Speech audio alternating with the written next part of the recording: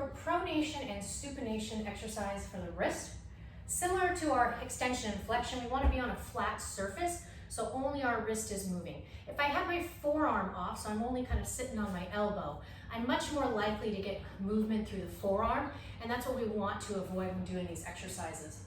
So you can do this a couple different ways. You can use a hammer, because a hammer is going to have more load at one end than the other.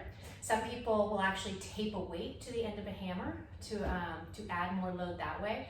If you have a training club, same concept.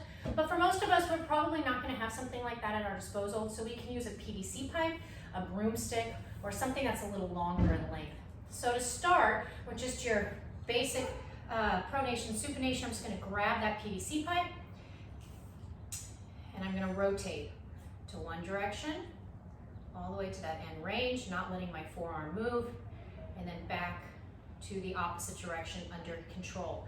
To make this harder, you're just going to go further to one side. So now I have a lot more weight on the opposite side of my PVC stick, which is going to challenge me throughout this movement. So again, if you're using a PVC pipe and you get to the very, very end and it's still not very challenging, you can tape some type of weighted element to one end to make it more challenging for yourself. But for most people, just kind of coming towards one end of a PVC pipe is going to be enough load for this exercise.